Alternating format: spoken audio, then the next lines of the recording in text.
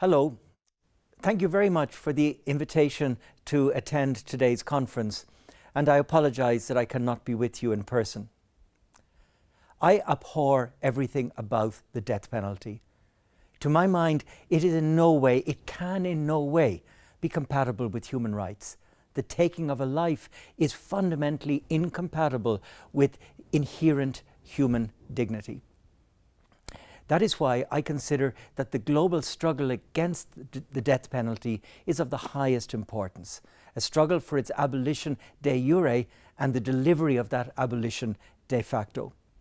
In this context, I greatly acknowledge and appreciate the work of the International Commission Against the Death Penalty. You are achieving so much, institutionally and through the work of your members. I cannot help but think right now, of course, of the recent passing of Robert Badinter, who played such a central role in his own country and elsewhere. Of course, we have achieved a lot. Look at the Council of Europe countries, the focus of my attention right now. We have the European Convention on Human Rights. We have the reading of a prohibition on the death penalty into Articles 2 and 3 of the Convention. We have the additional protocols 6 and 13. We have strong policy affirmations. We have the very powerful declaration of the heads of state and government at the recent Reykjavik summit, where they not only called for the abolition of the death penalty everywhere, but called on the Council of Europe, including my own mandate, I understand, to work for the abolition across the globe. Of course, we must also not lose sight of the need to continue to invest in the effective abolition of the death penalty within the Council of Europe territories. I'm very disturbed right now, for instance, at the sentencing to death of individuals in the occupied territories of Ukraine. There's the constant danger of extraditing people to countries where they could face the death penalty. There's a growing rhetoric around a restitution of the death penalty in at least some countries. But then, of course, turning to the wider global frame, there are the dreadfully disturbing issues such as the execution of children.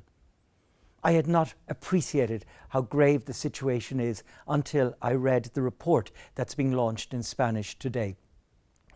It's about the execution of children, already unacceptable, profoundly illegal, but it's also about children executed by mistake, through bad age determination procedures or through a lack of birth registration. And it's all the pain, all the suffering of those countless children within the families of those who are executed. Now, as we move together towards the abolition everywhere of the death penalty, including against children, I find the 8 recommendations of the report particularly compelling. They're all achievable, they're all manageable, they are relevant to all of us. And I wish to pledge to you today that in the delivery of these 8 recommendations, I will do my utmost.